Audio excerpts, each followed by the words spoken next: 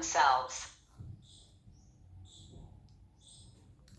ओम नमो यंताणम नमो सिद्धाणम नमो आर्याणम नमो वज्रायणम नमो लोहे सव्वसाहुणम मंगलम भगवान वीरो मंगलम गौतमो गणी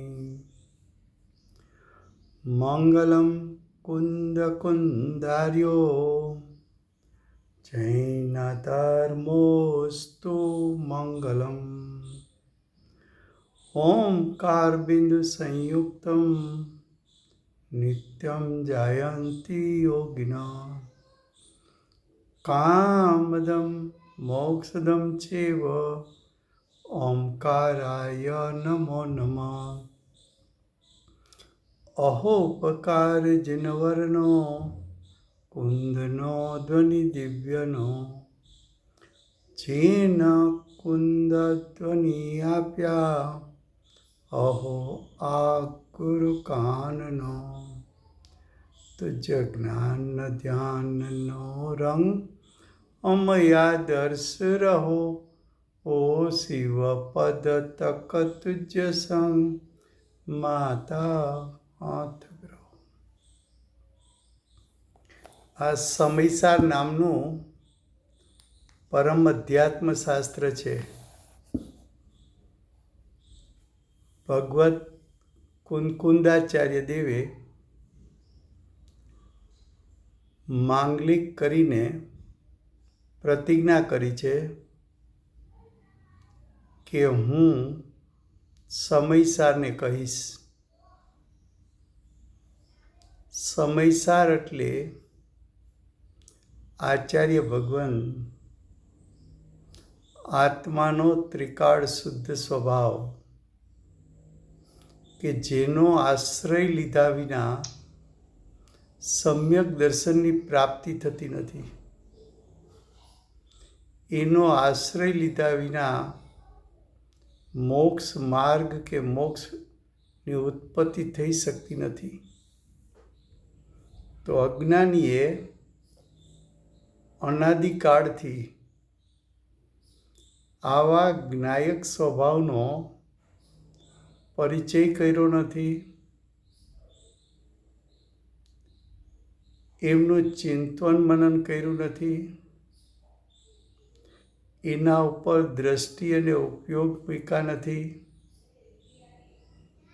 દ્રષ્ટિ અને ઉપયોગ મૂકીને સમ્યક દર્શનની પ્રાપ્તિ કરી નથી. એવો શુદ્ધાત્મા એનું સ્વરૂપ બતાવવું છે. જીવ અધિકાર ચાલે છે. એમાં જીવ વચ્ચે ભેદરૂપ શ્રદ્ધાન કરીને સમ્યક દર્શનની પ્રાપ્તિ કરવી છે. જીવ અધિકારની 50 થી 55 ગાથા ચાલે છે, જેમાં આચાર્ય ભગવંતે રસ ગંધ વર્ણ સ્પર્શ રૂપ 5 પ્રકારના શરીર, કર્મ નો કર્મ, રાગ દ્વેષ બધાને અજીવ કયા. હવે બોલ નંબર છે 11. 11वां बोल है, देखो उसमें लिखा है जो यथार्थ तत्व की अप्रतिपत्ति रूप, उसका अर्थ क्या है कि तत्व का जो यथार्थ स्वरूप है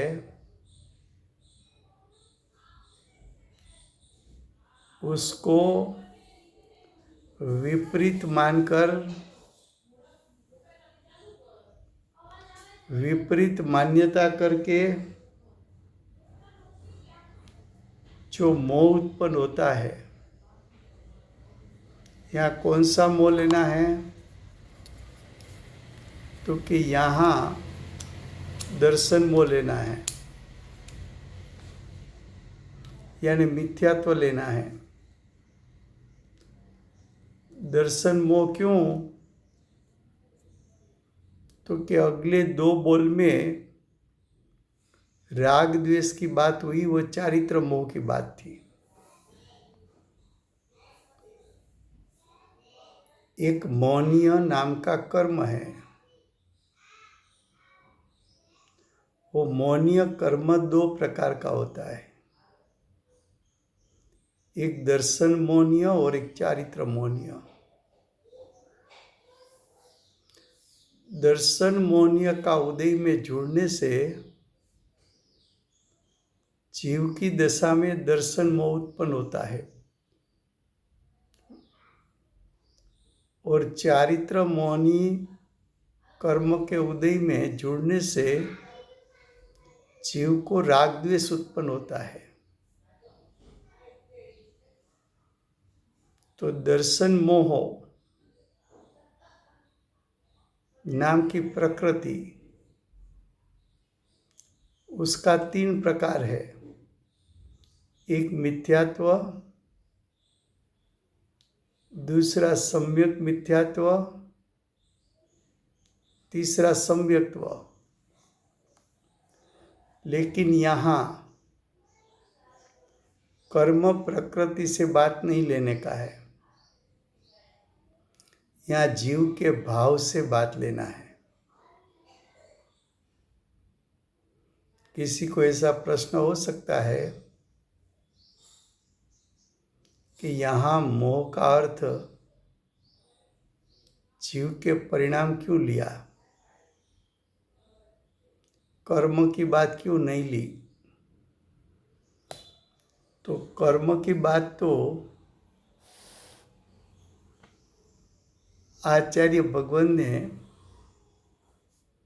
पहले बता दी है अगले बोलो में। कर्म यानी 8 प्रकार के कर्म,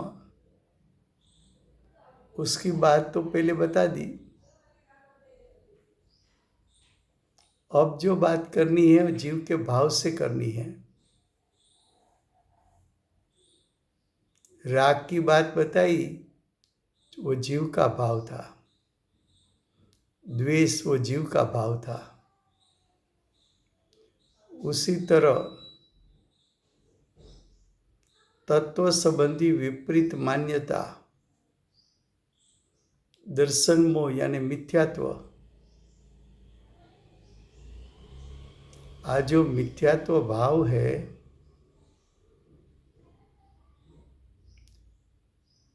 होता है जीव की सत्ता में, होता है चेतनवंता परिणाम,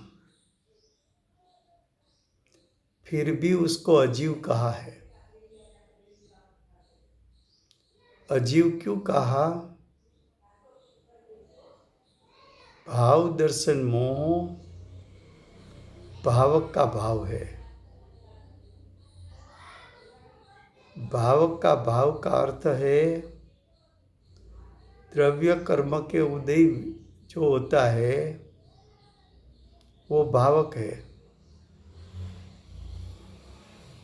वो भावक भाव दर्शन मोह उत्पत्ति में निमित्त कारण बनता है।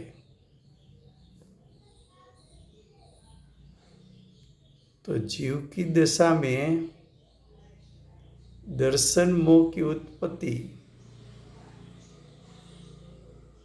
उसमें जीव का स्वभाव कारण नहीं है।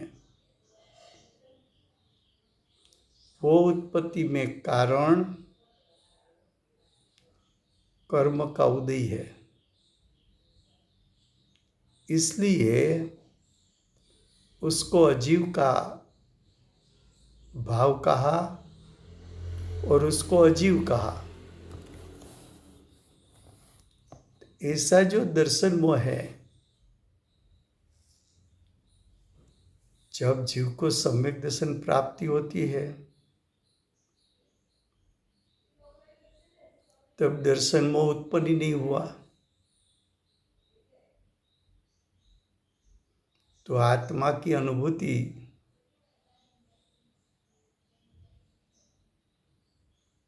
वो तो दर्शन मोह से रहित है।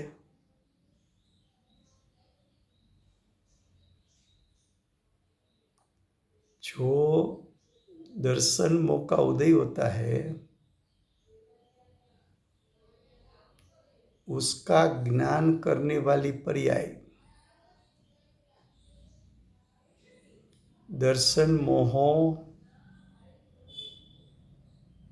भाव दर्शन मोह भावक का भाव है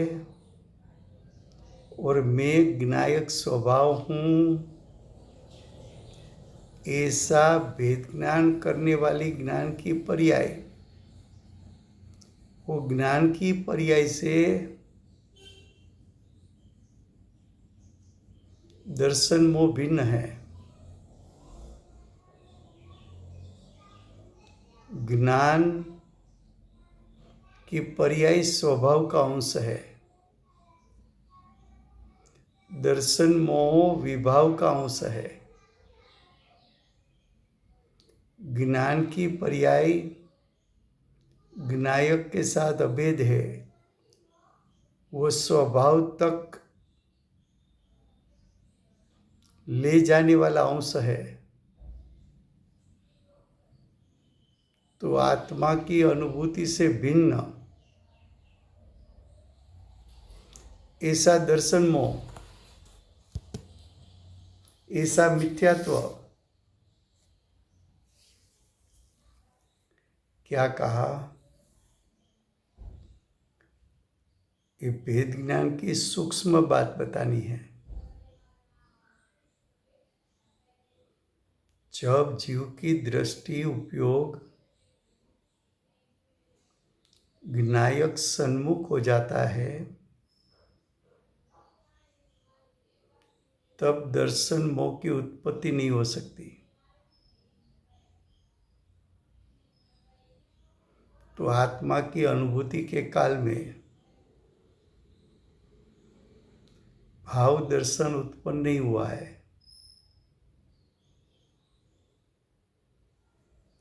तो आत्मा की अनुभूति से दर्शन मोह भिन्न है, ऐसा श्रद्धान और ज्ञान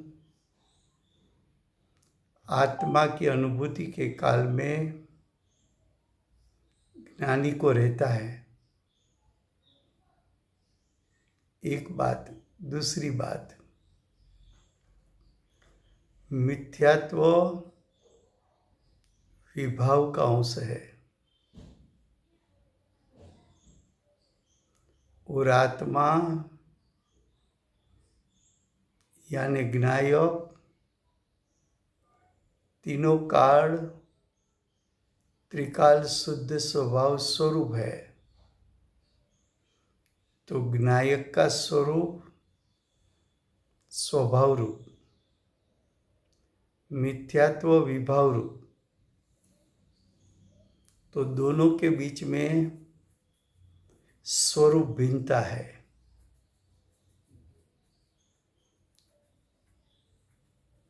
तीसरा,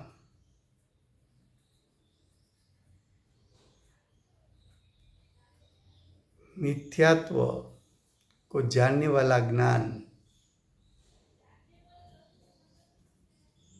वो ज्ञान तो स्वभाव का अंश है और मिथ्यात्व तो विभाव का अंश है।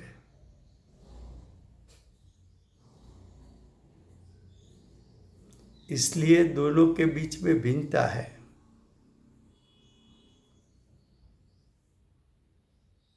मिथ्यात्व, भाव मिथ्यात्व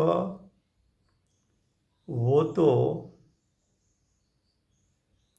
पर्याय की योग्यता के कारण उत्पन्न होता है।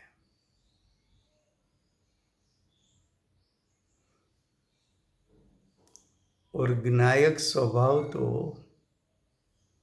तीनों काल स्वभाव रूप है। ये योग्यता रूप है, ये स्वभाव रूप है, इसलिए उसके बीच में भिन्नता है।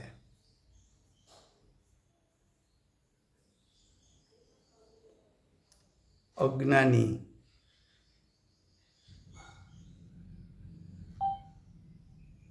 की दशा में उत्पन्न होता हुआ भाव मिथ्यात्व उसका जब तक लक्ष्य रहेगा और ऐसे भाव मिथ्यात्व को अपना स्वरूप जब तक मानेगा तब तक मिथ्यात्व का नाश होने वाला नहीं है। ऐसे मिथ्यात्व भाव का लक्ष्य छुड़ाकर ज्ञायक स्वभाव में स्थिरता कराने का आचार्य भगवान का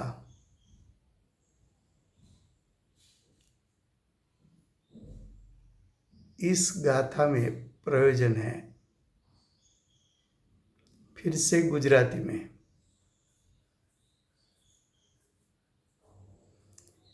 जीव अजीव अधिकार चाले छे। जीव अजीव अधिकार में आचार्य भगवान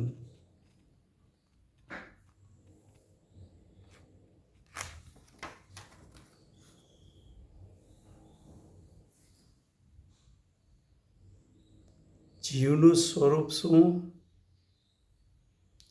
અજીવનું સ્વરૂપ શું, અધ્યાત્મ અપેક્ષાએ પ્રયોજન અપેક્ષાએ ધ્યાન અપેક્ષાએ જીવનું સ્વરૂપ શું અને અજીવનું સ્વરૂપ શું, કોને જીવ કેવો કોને અજીવ કેવો। તો આચાર્ય ભગવાન 29 પ્રકારે અજીવનું સ્વરૂપ બતાવે છે।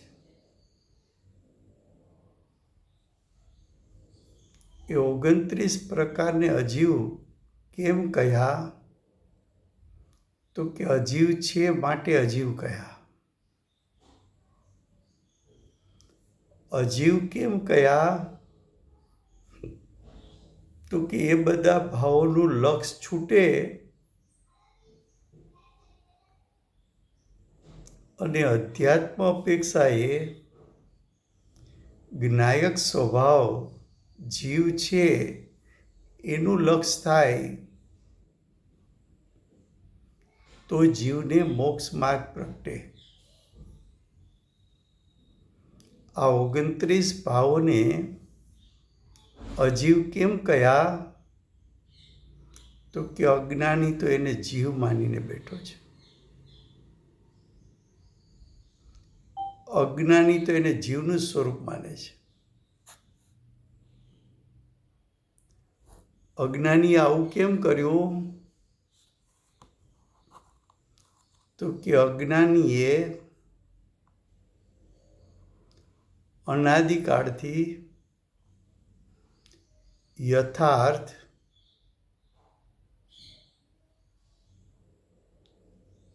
જીવના સ્વભાવનું ભાન કર્યું નથી, જીવના સ્વભાવનું ધ્યાન કર્યું નથી, જીવના સ્વભાવનું લક્ષ્ય કર્યું નથી, જીવના સ્વભાવને લક્ષ્ય બનાવ્યો નથી। તો અજ્ઞાની જીવના સ્વરૂપનું શ્રદ્ધાન જ્ઞાન અને ધ્યાન નહીં હોવાથી જે સ્વરૂપ અજીવના છે તે સ્વરૂપને જીવ માની બેઠો છે. એ વિપરીતતા છોડાવી છે. હવે એ વિપરીતતા છૂટે ક્યારે? તો કે પ્રથમ જીવ અજીવનું યથાર્થ સ્વરૂપ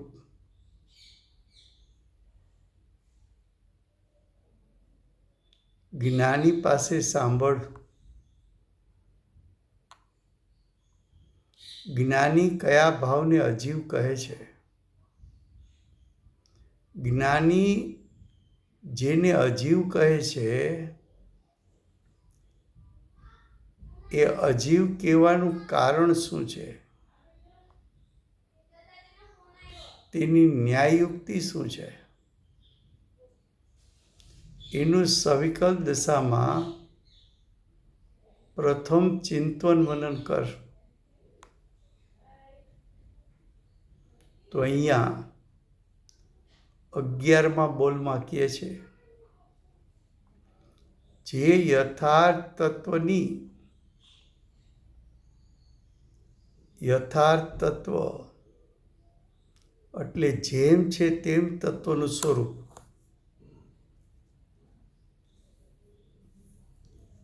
જીવનું સ્વરૂપ, અજીવનું સ્વરૂપ,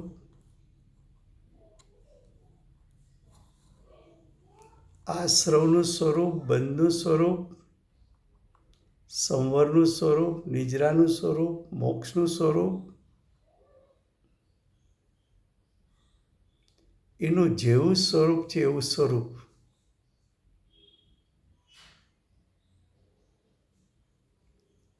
એને યથાર્થપણે સમજે, યથાર્થપણે શ્રદ્ધે,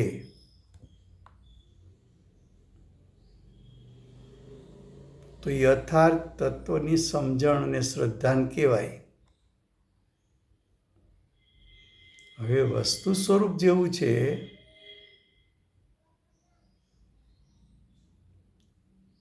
એની અપ્રતિપત્તિ રૂપ એટલે યથાર્થ સ્વરૂપની પ્રાપ્તિ નથી કરી. અથવા જેવું યથાર્થ સ્વરૂપ છે એનાથી વિપરીત માને છે. જીવને અજીવ માને, પુણ્ય પાપ આશ્રવ તત્વ છે, છતાં એને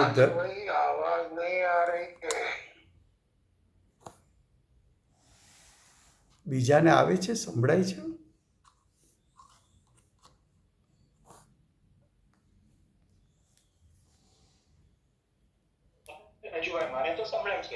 ઓકે,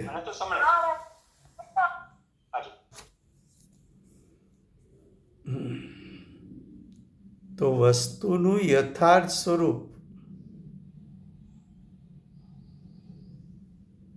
પુણ્ય પાપ છે તો આશ્રવ તત્વ છે, તો બંધનું કારણ છે, તો દુઃખદાયક ભાવ, છતાં એને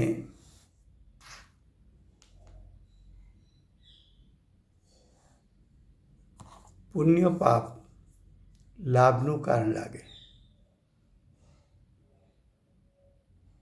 છે, સંસારનું કારણ, છતાં એનું મુક્તિનું કારણ લાગે. આવી વિપરીત માન્યતાઓ જીવના પરિણામથી ધર્મ થાય, પણ એ શરીરના પરિણામથી ધર્મ માને.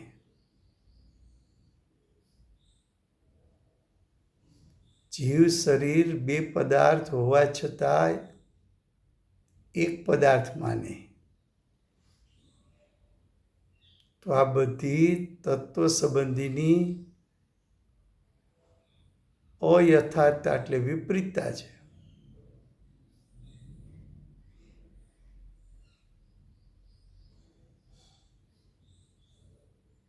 શરીરની ક્રિયા કરવાથી નિજરા થાય, કડક શરીરની ક્રિયા કરે, એનાથી નિજરા તો માને, પણ અચેતન જળ શરીરની ક્રિયા હું કરી શકું છું એમ પણ માને.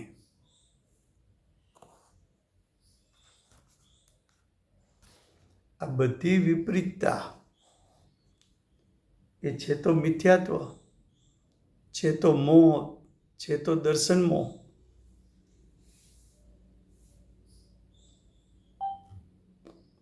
એ દર્શન મોહ બધોય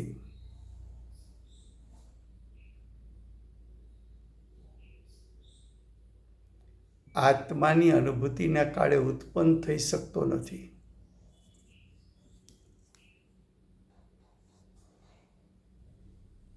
માટે આત્માની અનુભૂતિથી ભિન્ન છે.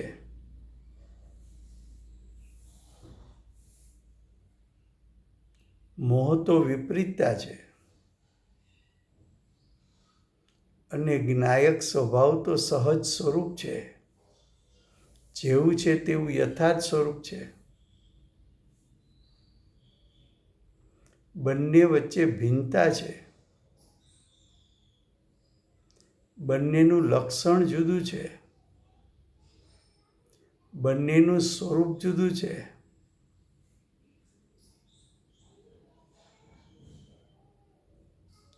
એની જુદાઈ હોવા છતાં એનું એકપણું માનવું એ પણ વિપરીતતા છે.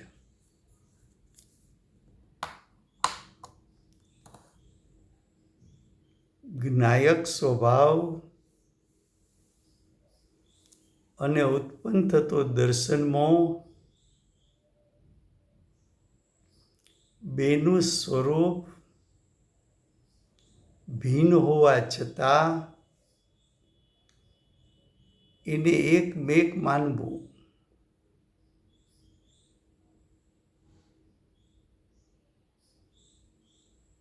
એવી વિપરીતતા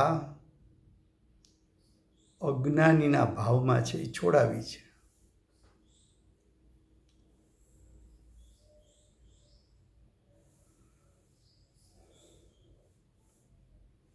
જ્યારે સમ્યક દર્શનની પ્રાપ્તિ થઈ ત્યારે વિપરીત અભિપ્રાય તો છૂટી ગયો. સમ્યક દર્શનની પ્રાપ્તિ થઈ ત્યારે તત્વનું યથાર્થ શ્રદ્ધાન થતાં તત્વ સંબંધીની વિપરીત માન્યતા તો છૂટી ગઈ. આત્માની અનુભૂતિ થતાં અનેકાંત સ્વરૂપ આત્મા શ્રદ્ધાનમાં આવ્યો ત્યારે આત્માનું એકાંત સ્વરૂપ માન્યતાનો તો ત્યાગ થઈ ગયો.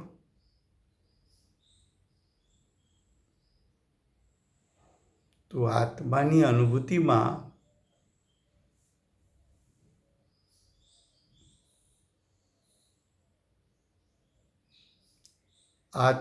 અનુભૂતિમાં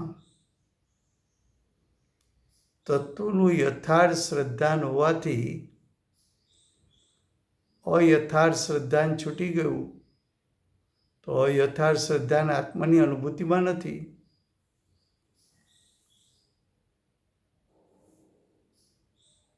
બીજી રીતે કે જીવની દશામાં ઉત્પન્ન થતો દર્શન મોહ એ તો ભાવકનો ભાવ છે. ભાવક તો દ્રવ્ય કર્મ છે. દ્રવ્ય કર્મના ઉદયનું નિમિત્ત પામીને દર્શન મોહ ઉત્પન્ન થયો છે. જ્ઞાયક સ્વભાવના આશ્રયે દર્શન મોહ ઉત્પન્ન થઈ શકતો નથી.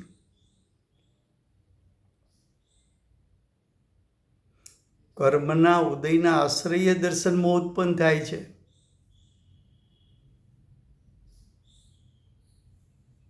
તો દર્શન મોહ ની ઉત્પત્તિ જીવની સત્તામાં થઈ. એ ભાવકનો ભાવ હોવાથી અજીવ છે, અચેતન છે, જડ છે, પૂતગલ છે, પરનું કાર્ય છે. એ મારું કાર્ય નહીં.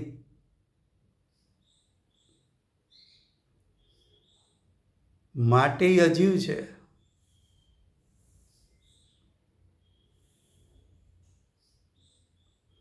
કુદેવ, કુગુરુ, કુશાસ્ત્ર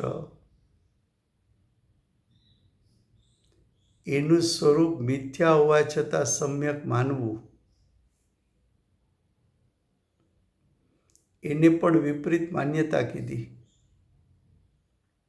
સાચા દેવગુરુ શાસ્ત્રનું જેવું સ્વરૂપ છે એવું સ્વરૂપ ન માનવું, અન્યથા માનવું, એ પણ મિથ્યાત્વ છે. કુદેવ, કુગુરુ, કુશાસ્ત્રની આરાધના કરવી એ પણ મિથ્યાત્વ છે. સાત તત્વને વિપરીત માનવું એ પણ મિથ્યાત્વ છે.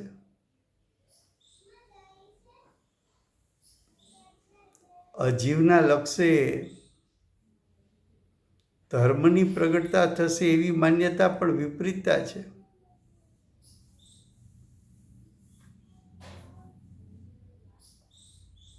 જ્ઞાયકને જ્ઞાયકપણે ન માનવો,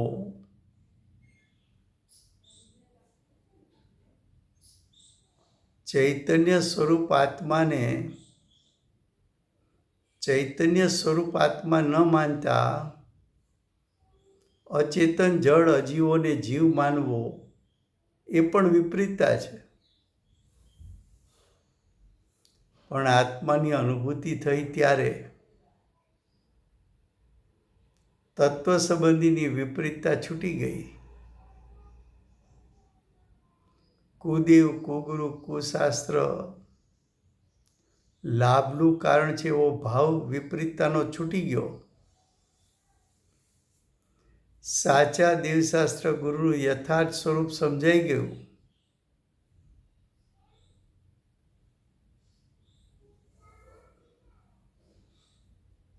શું કહે છે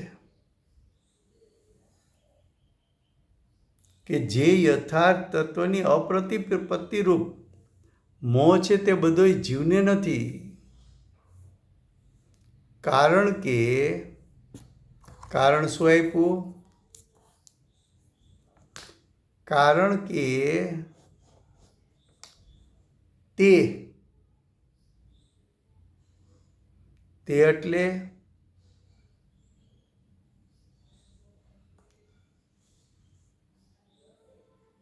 એટલે મોહ, તે એટલે મિથ્યાત્વ, તે એટલે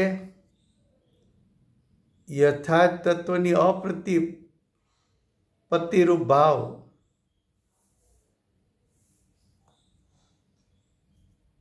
તે પૂતગલ દ્રવ્યના પરિણામમય હોવાથી, પૂતગલ દ્રવ્યના પરિણામ એટલે અજીવના પરિણામ,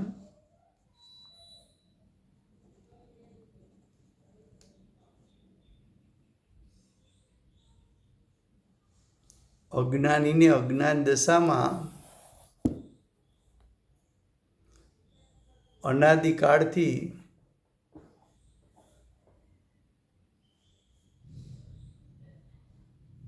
દર્શનમોહ ઉત્પન્ન થતો આવ્યો છે પ્રતિ સમય.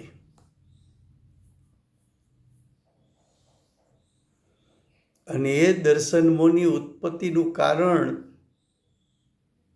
દર્શનમોહનીય કર્મના ઉદયમાં જોડાવાથી ઉત્પન્ન થયું છે.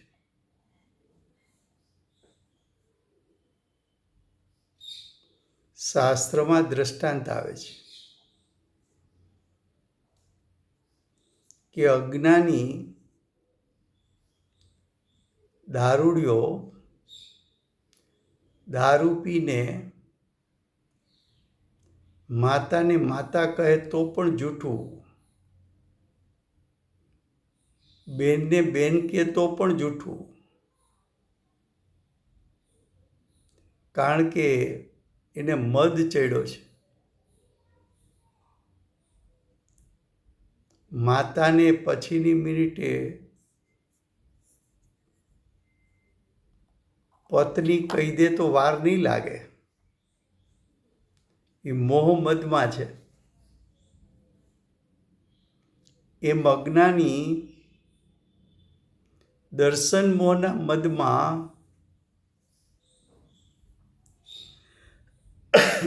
ધન તે મારું, જમીન મકાન તે મારા, આ શરીર તે મારું, આ કર્મ તે મારા, સમાજની આબરૂ તે મારી, એને તીવ્ર મોહ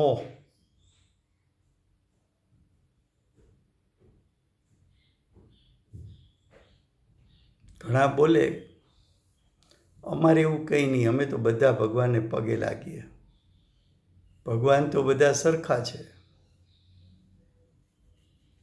મોહ મદમાં ઊભો છે. સાચા દેવશાસ્ત્ર ગુરુ અને કુદેવ કુગુરુ કુશાસ્ત્ર વચ્ચે એને અંતરની ખબર નથી.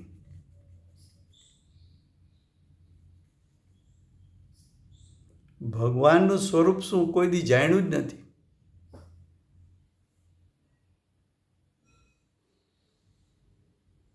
સાચા દેવ કોણ?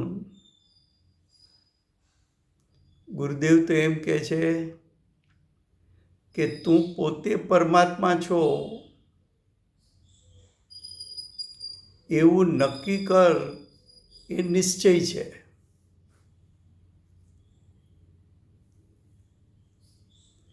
અને જો તું પરમાત્મા છો એમ નક્કી કરી શક નિશ્ચયથી, અનુભવથી, તો તું યથાર્થપણે વ્યવહારથી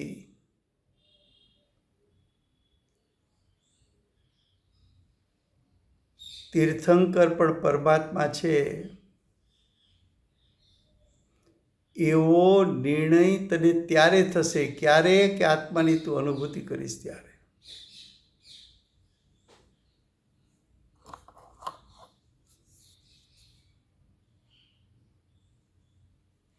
तो ये बोल हुआ 10 नंबर का, सॉरी 11 नंबर का. अब 12 नंबर का बोल.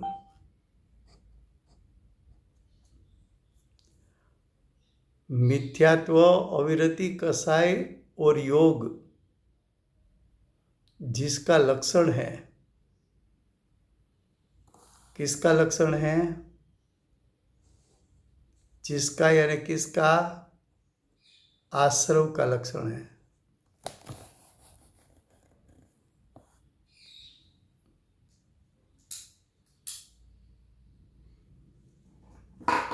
आश्रव का दूसरा नाम यहाँ दिया है प्रत्ययो, यानी आश्रवो.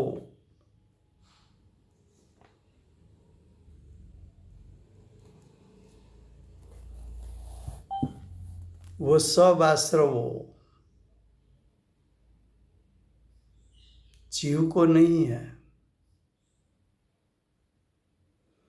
जीव को नहीं है उसका अर्थ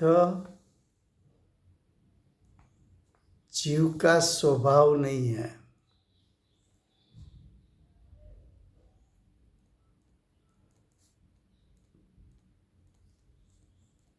फिर से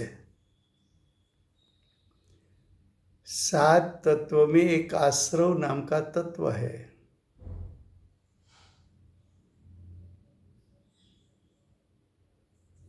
जो आश्रव है उसके 5 कारण हैं.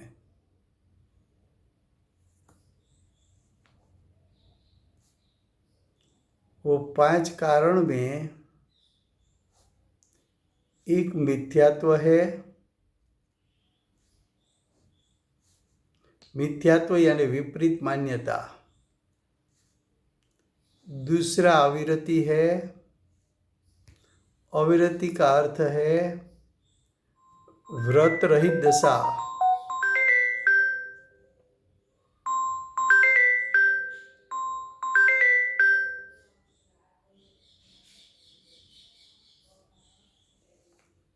तीसरा,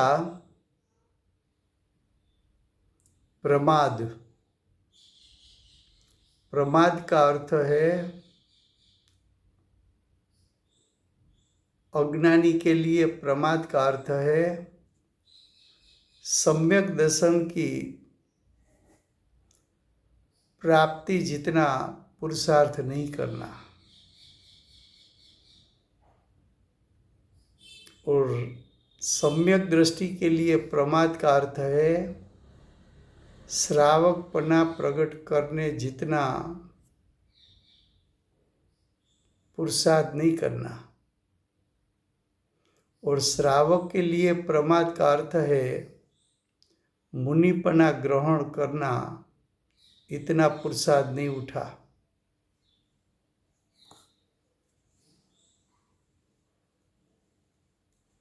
तो आश्रव के पहला कारण मिथ्यात्व, विपरीत मान्यता। दूसरा कारण अविरति, नियम पूर्वक के व्रत रहित दशा। प्रमाद का अर्थ पुरुषार्थ की कमी, स्वलक्षी पुरुषार्थ की कमी। कसाई का अर्थ है कि जीव के जो भाव से जीव की भाव हिंसा होती है उसको कसाई कहा है। क्रोध किया, मान किया, माया किया, लोभ किया,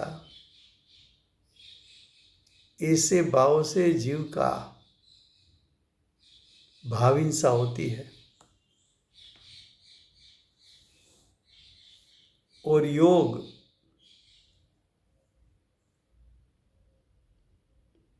जो योग है वो आत्मा के प्रदेशों का परिस्पंदन है। क्या है? परिस्पंदन। जीव के प्रदेशों यानी जीव का क्षेत्र, उसका कंपन, उसको योग कहा। जितने आश्रव के कारण हैं इतने ही बंध के कारण हैं। आश्रव के कारण 5 और बंध के कारण भी 5 बताया।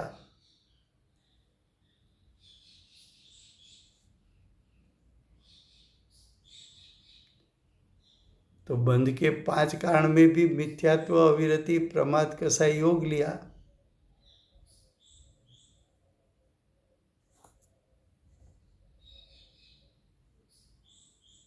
दोनों के कारण समान लोगे तो प्रश्न ये उत्पन्न हो सकता है कि आश्रव बंध में तो कोई अंतर नहीं रहा।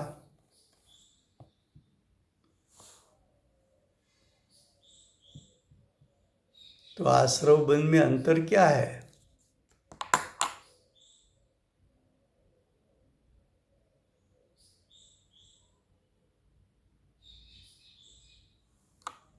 तो कि आश्रव बंध के अगर सभी शास्त्रों ने आश्रव व बंध दोनों तत्वों को भिन्न भिन्न बताया है, सभी ज्ञानी ने,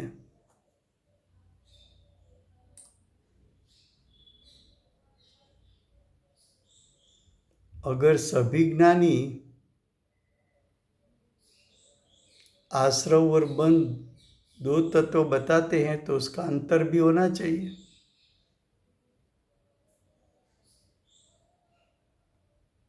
तो शास्त्रों में उसका अंतर बताया कि आश्रव में योग की मुख्यता है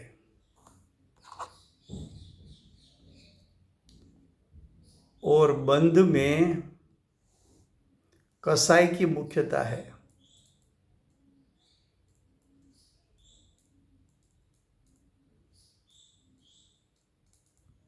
तो कि ऐसा क्यों कि आश्रव में योग की मुख्यता है और बंध में कसाई की मुख्यता है? तो कि आश्रव का अर्थ है कर्म का आना।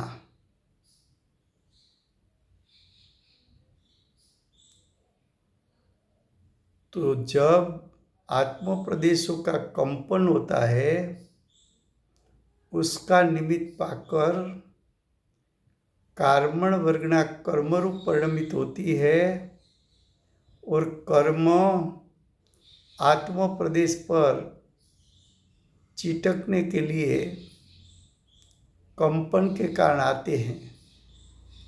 इसलिए आश्रव में कंपन की मुख्यता है,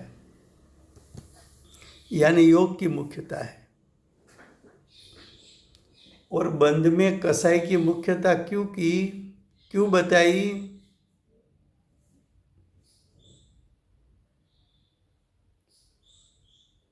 तो कि कर्म और जीव दोनों के बीच में बंधन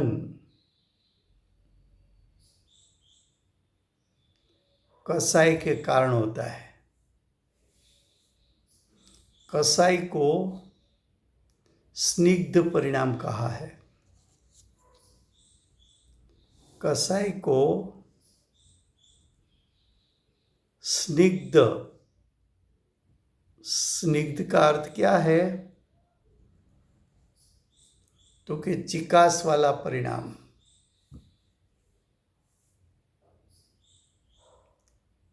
आत्मा की अरूपी चिकास, वो कसाई है। तो जो आश्रव के कारण कर्म आया, वो कर्म आत्मा के प्रदेश पर रुक गए, यानी चिटक गए। चिटक क्यों गए? कि जिस समय योग की उत्पत्ति हुई थी, उसी समय कसाई की भी उत्पत्ति हुई है। योग का कंपन आत्मा के असंख्यात प्रदेश से उत्पन्न हुआ और कसाई भी आत्मा के असंख्यात प्रदेश से उत्पन्न हुआ है। इसलिए आश्रव के कारण कर्म आए, इसलिए आश्रव में योग की मुख्यता। और आए हुए कर्म चिटक गए, वो कसाई के कारण। इसलिए बंध में कसाई की मुख्यता है। तो आश्रव और बंध दोनों के बीच में दोनों तत्व भिन्न भिन्न तत्व है।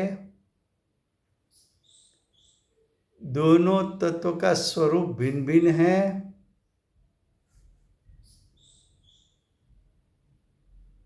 कसाई चारित्र गुण की पर्याय है, कंपन योग गुण की पर्याय है।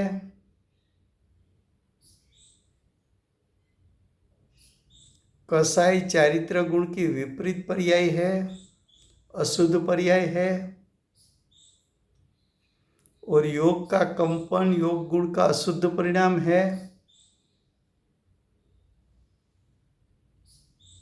योग गुण भी आत्मा के पूरे प्रदेश में व्यापा हुआ है और चारित्र गुण भी आत्मा के पूरे क्षेत्र में व्यापा हुआ है। तो आत्मा के सर्व प्रदेश से कंपन उत्पन्न होता है और चारित्र गुण के कारण आत्मा के सर्व प्रदेश से कसाई उत्पन्न होता है। तो आया हुआ कर्म आत्मा के सर्व प्रदेश पर कसाई के कारण चिटकता है। इसलिए योग को आश्रव कहा, कसाई को अगर अज्ञानी है तो मोह राग द्वेष को कसाई कहा, ज्ञानी है तो राग द्वेष को कसाई कहा।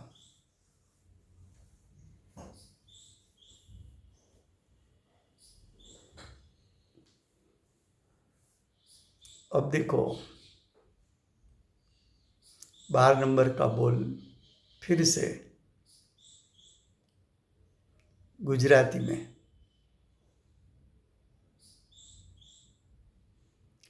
મિથ્યાત્વ, અવિરતિ, કસાય અને યોગ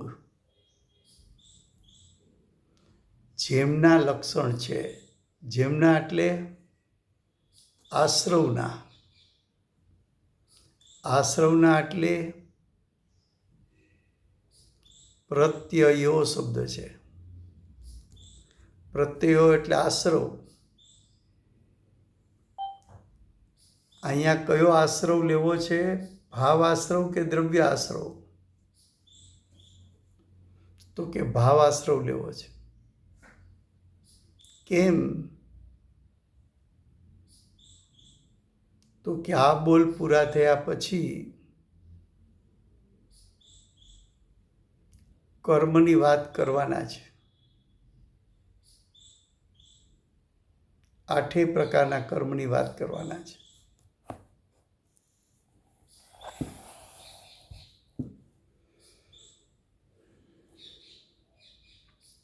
મિથ્યાત્વ એટલે વિપરીત માન્યતા, અવિરતિ એટલે નિયમપૂર્વકના વ્રત રહિતની દશા,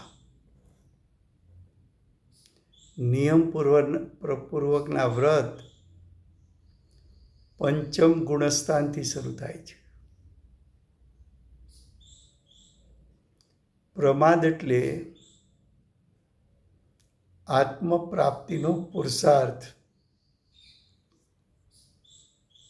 ન ઉપડવો।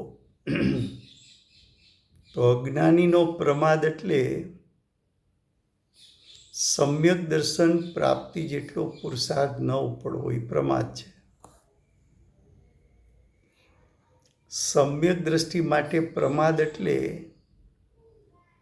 પંચમ ગુણસ્થાન શ્રાવક કે શ્રાવિકાપણું પ્રગટ કરવા જેટલો પુરુષાર્થ ન ઉપાડવો।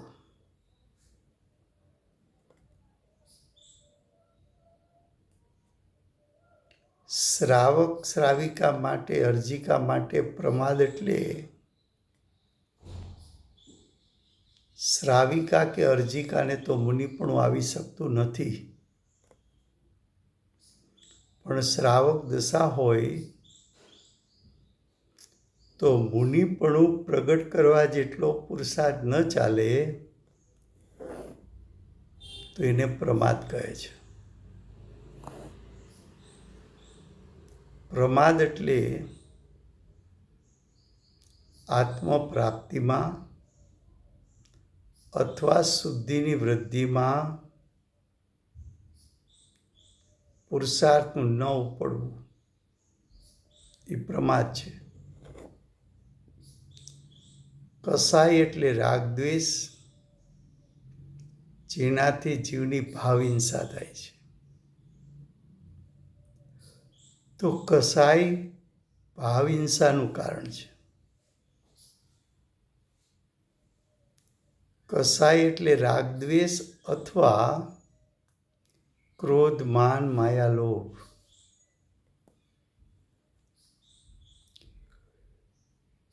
એ રાગદ્વેષના બબ્બે ભેદ પાડો તો ક્રોધ, માન, માયા, લોભ।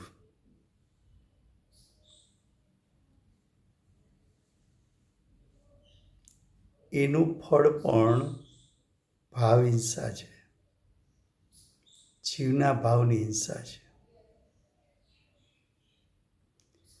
અને યોગ એટલે આત્માના પ્રદેશોનું કંપન થવું, આત્માના પ્રદેશ એટલે આત્માનું સ્વક્ષેત્ર, એનું કંપન થવું। જેમ આશ્રવના 5 કારણો છે તેમ બંધના પણ 5 કારણો કયા છે। બંધના 5 કારણો પણ આ જ દર્શાવેલા છે। મિથ્યાત્વ, અવિરતિ, પ્રમાદ, કસાયની યોગ. જ્યારે બંનેના કારણો સમાન બતાવે ત્યારે સ્વાભાવિક એક પ્રશ્ન ઉત્પન્ન થાય કે બંનેના કારણો સરખા છે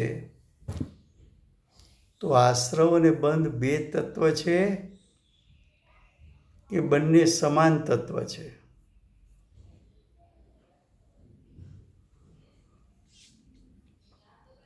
તો કે આશ્રવ અને બંધ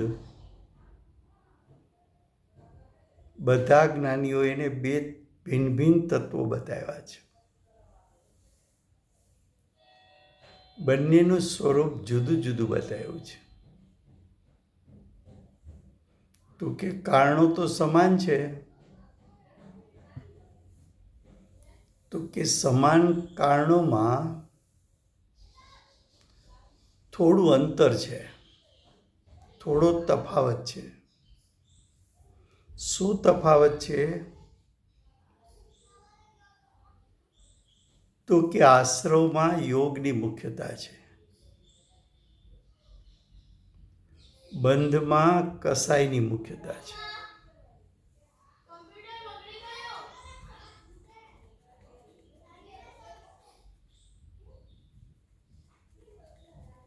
તો કે આશ્રવમાં યોગની મુખ્યતા કેમ કહી? બંધમાં કસાયની મુખ્યતા કેમ કહી? તો કે આશ્રવ એટલે કર્મનું આવવું, કર્મનું આગમન. તો કે જીવના યોગ ગુણના પરિણામને કારણે આત્માના પ્રદેશોનું કંપન થાય છે અને કંપનનું નિમિત્ત પામીને કાર્બન વર્ગના કર્મરૂપે થાય છે અને એ કર્મો આત્માના પ્રદેશે આવવા માટે તત્પર થાય છે. તો કર્મ આવવાનું કારણ યોગ ગુણનું કંપન હોવાથી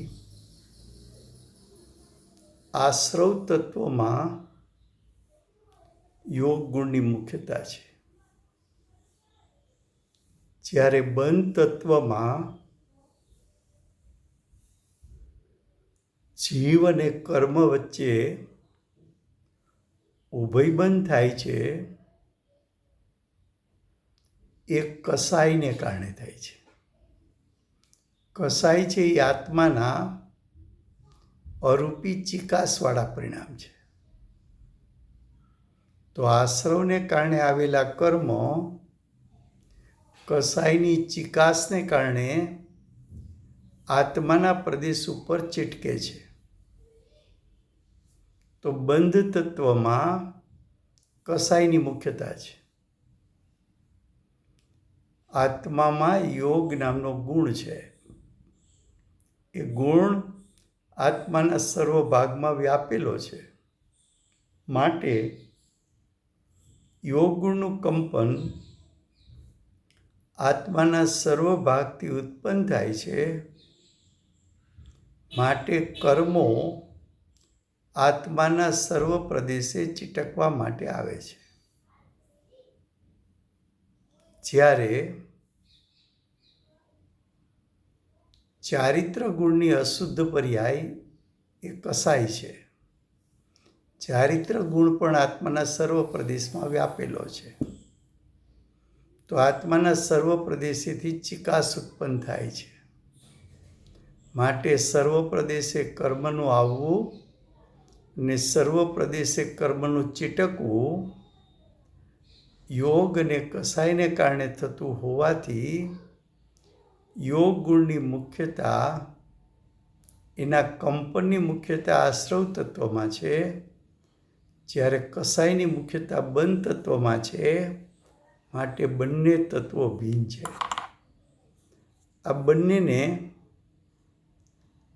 અજીવ કહેશે એ વિષય કાલે ચાલશે. સમય થયો છે. વર્તમાન ચોવીસીના આખરી તીર્થંકર, આખરી દિવ્ય ધ્વનિના દાતાર બાલ બ્રહ્મચારી મહાવીર ભગવાનનો જય હો. મહાવિદ્ય ક્ષેત્રે બિરાજતા પ્રથમ તીર્થંકર, ધર્મ ધુરંધર, અનંત ચતુષ્ટિના ધારક, દિવ્ય ધ્વનિના દાતાર, શાસન ઉપકારી શ્રી સિમંદર ભગવાનનો જય હો. કળીકાળ સર્વજ્ઞ, કેવળ જ્ઞાનની તળેટીમાં બેઠેલા પ્રમત અપ્રમત ગુણસ્થાનધારી ભગવત શ્રી કુંદકુંદાચાર્ય દેવનો જય હો. વર્તમાન કાળે જીવ અજીવ વચ્ચે ભેદજ્ઞાનનો ઉપદેશ આપનાર, તીર્થના નાયક, તીર્થના સ્થાપક, તીર્થના પ્રવર્તક, પરમ કૃપાળુ શ્રી સદગુરુ દેવનો જય હો.